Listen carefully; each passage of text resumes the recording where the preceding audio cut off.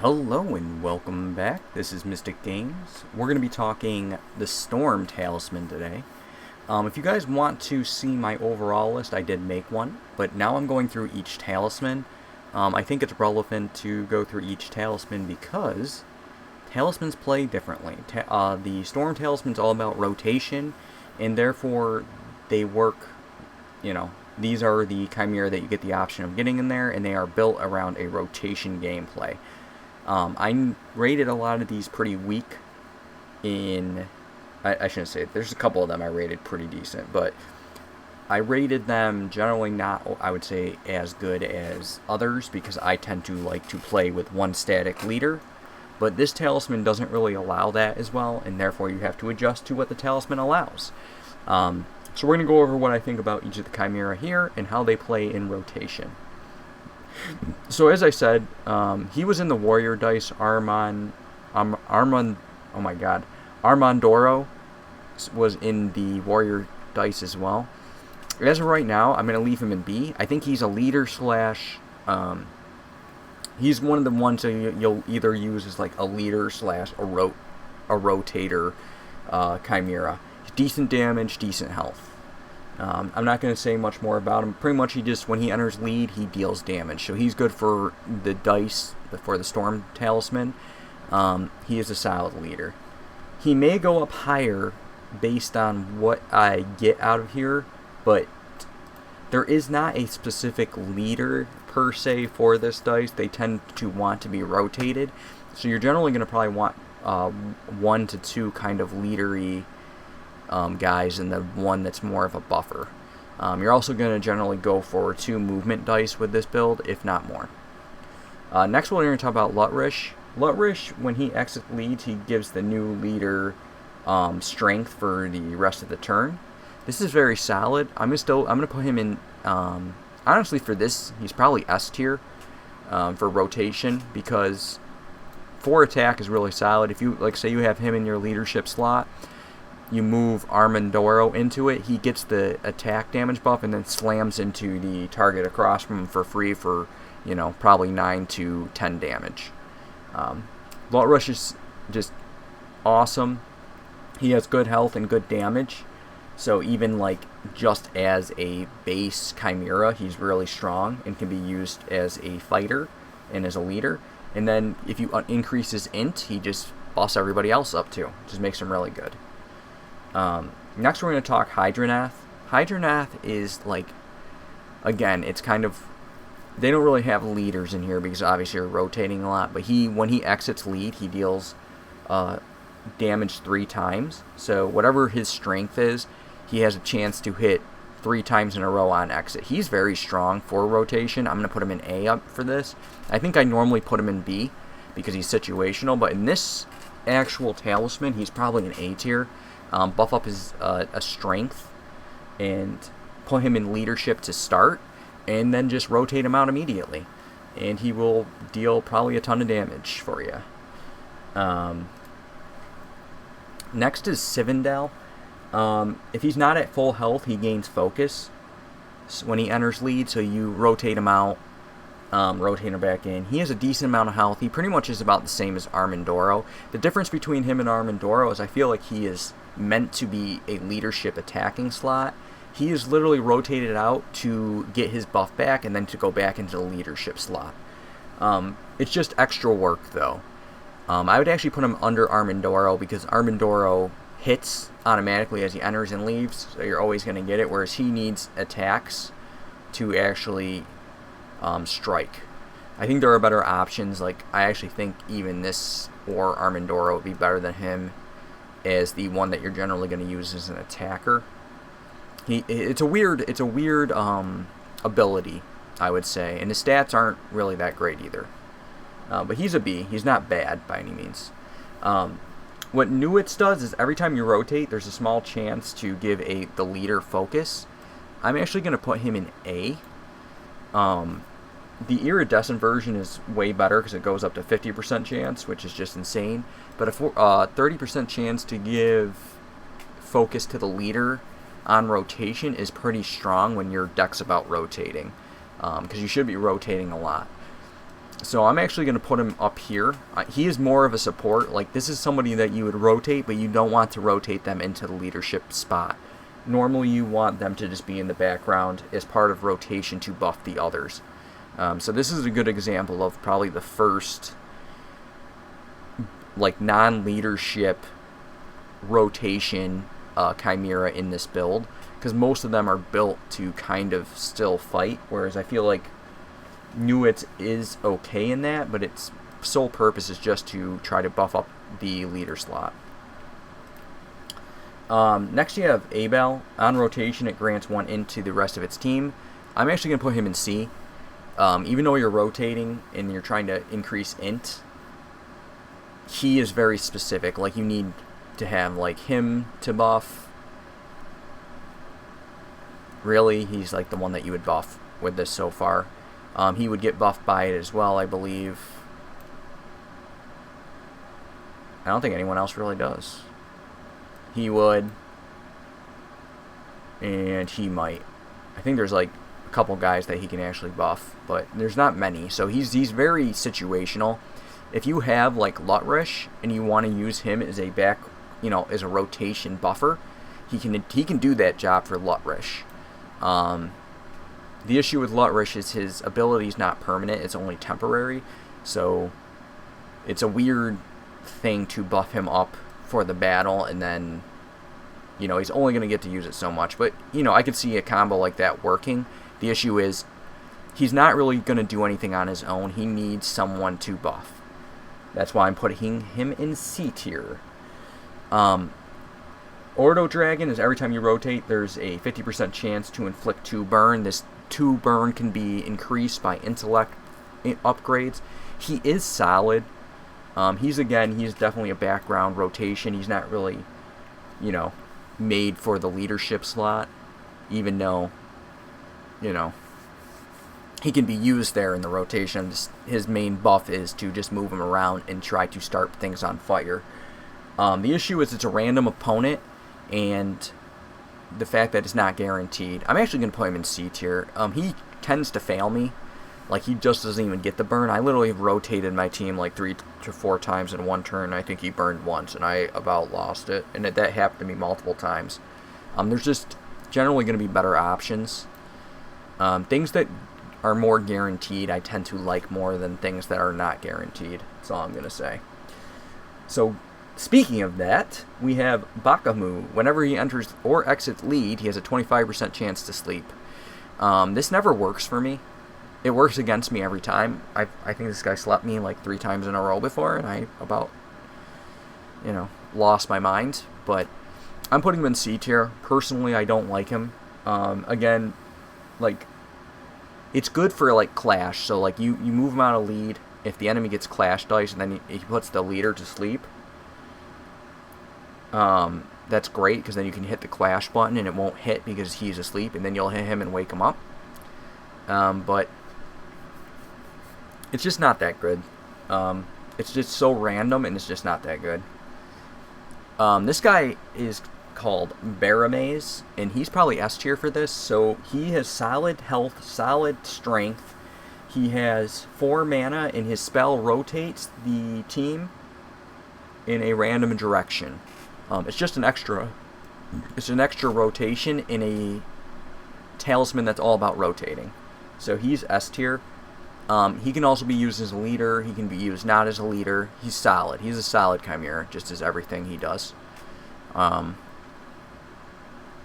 like him. Next we have Mikachi. It's the dog here. He looks super cool to me. When he enters lead, he deals 4 damage to all opponents. This is int based, so it can be increased. He has okay stats.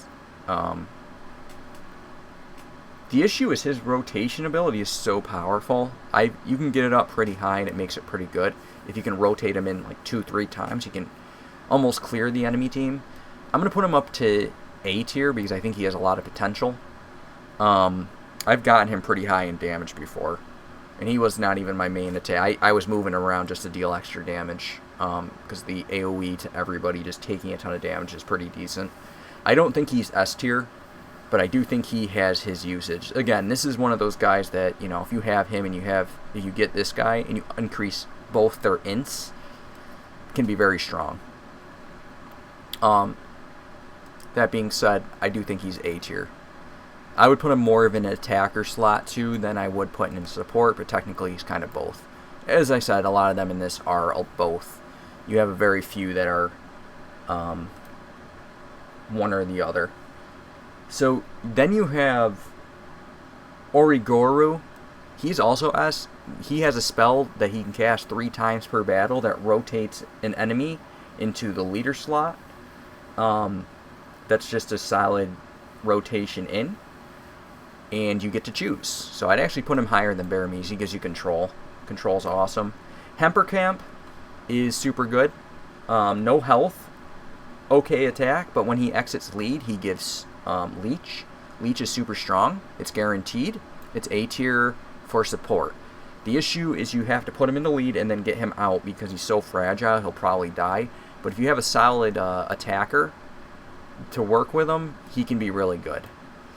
I actually like Hemperkamp when he's not in this rotation in particular, like when he's in a different dice and you get him as like a random one because he can be very helpful. But he is very strong here as well. Next you have Torlock. This guy is fun. When he gets attacked, he rotates his team. This can be really good, but I'm going to put it in B because it's situational as well. It depends on what your team composition is, if that helps you. And he's just really a tank that just sits there and gets hit on. And that's his purpose. Next we're going to talk about Ramphos. So when Ramphos enters the lead, he inflicts 2 bleed on all opponents that's increased by int. He has not great health, but very high damage generally. I'm going to put him up here. I'm going to put him in A. He's more of like an attacker leader in a weird situation where he's meant to be rotated a lot. He works well on a team where you don't need to have him in leadership. Essentially, you have him and you probably have a backup leader. It'd be kind of like using this with him and then maybe having something like this increasing their int stat. That could be, you know, pretty crazy. Something like that I could see working. But he inflicts bleed. Bleed's pretty strong, and if you can rotate the enemy team a couple times, pretty good. Geo, when he exit leads, he gives the new leader guard. He's a solid support as well. I'm going to put him in front of the Newt. I think he's A tier. I'm actually going to move the Newt down to B tier because these two I think are far superior to the Newt. These are pretty much guaranteed to give an effect that really helps, whereas the Newt does not always give the effect. But Geo just gives the leader shield when he leaves. He's meant to go into leadership and then move out and give somebody shield. He's a solid support for this dice, or for this talisman, I mean. So then you have Raiton. This is an int-based damage dealer that hits the opposing leader on rotation for 3 damage. It's very good. I want to say it's A. The issue is you generally, like, he outputs more damage generally than Raiton will, but they're very situational. Like, they both serve a similar purpose, except he hits everything but has to be in the leadership slot, whereas he just does damage on rotation. If you get his int up, he probably outperforms. It's probably pretty close, honestly. He just allows targeted damage, whereas he's party damage. I'm going to put them both in A. I think they both serve a similar purpose. If you want to focus more, he's better. If you want to hit everybody, he's better. Generally, focusing is probably better, so we'll put him ahead overall. Now, Yetzi, the beautiful Yeti dog here, when he exits the lead, he inflicts frozen on a random opponent. It's solid. It's better than this. It's better than the Newt because it's guaranteed and essentially does the same thing. He exits leads, gives the opponent to take double damage. You hit it with something, and then you can rotate him back in, rotate him out, and it will take additional damage. Where would I put this?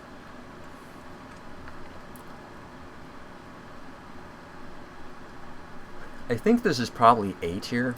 I could see it being S tier sometimes. I could actually see a lot of these three guys in general being almost S tier. Like, I could see him in S tier, and I could see him in S tier, but it's very situational based on how your Talisman's looking. But I would say overall he is an A tier Chimera. If you see him, he's good to pick up because he's going to do something, and he doesn't need a team to do something.